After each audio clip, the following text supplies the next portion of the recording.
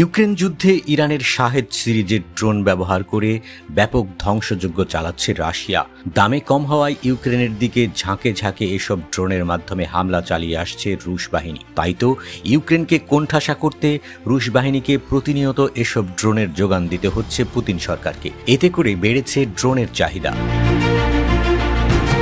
তাই নিজ দেশেই ইরানি মডেলের শাহেদ ড্রোন তৈরির বৃহত্তম কারখানা গড়ে তুলেছে রাশিয়া। সেখানে এসব ড্রোনগুলোকে আরও আধুনিকায়ন করতে শুরু করেছে তারা। এসব ড্রোনে নতুন নতুন সব উন্নত প্রযুক্তি ও যোগাযোগ ব্যবস্থা, দীর্ঘস্থায়ী ব্যাটারি এবং অনেক বড় ওয়ারহেড যুক্ত করা হচ্ছে। এতে করে এগুলো যুদ্ধের ময়দানে আরও বেশি মারাত্মক এবং অপ্রতিরোধ্য হয়ে উঠছে।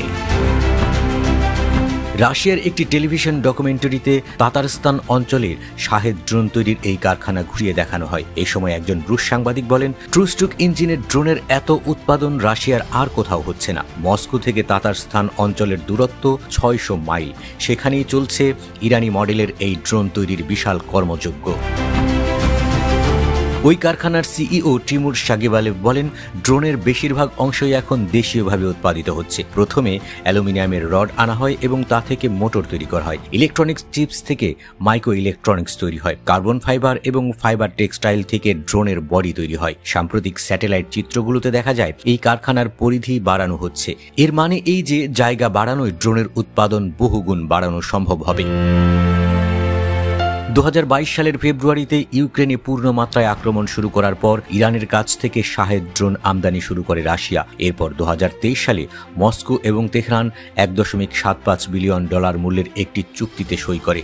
এই চুক্তির ফলে রাশিয়া নিজেদের ভূখণ্ডে ইরানের শাহেদ ড্রোন উৎপাদন করতে পারবে। চুক্তিতে 2025 সালের সেপ্টেম্বরের মধ্যে 6,000 ড্রোন তৈরির কথা ছিল, কিন্তু এই নির্ধারিত সময়ের প্রায় 1 বছর আগেই এই পরিমাণ শাহেদ ড্রোন তৈরি করে ফেলেছে রাশিয়া।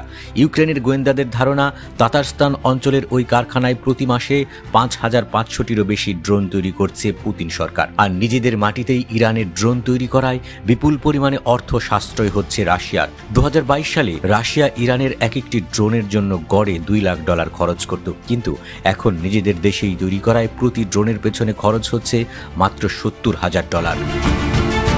পশ্চিমা গোয়েন্দারা বলছে, রাশিয়ার চূড়ান্ত লক্ষ্য হল শাহেদ ড্রোন উৎপাদন চক্রে নিজেদের আধিপত্য বিস্তার করা। তেহরানের সাথে ধীরে ধীরে ভবিষ্যতের ড্রোন চুক্তি থেকে বেরিয়ে আসাই রাশিয়ার মূল লক্ষ্য বলে মনে করছে তারা।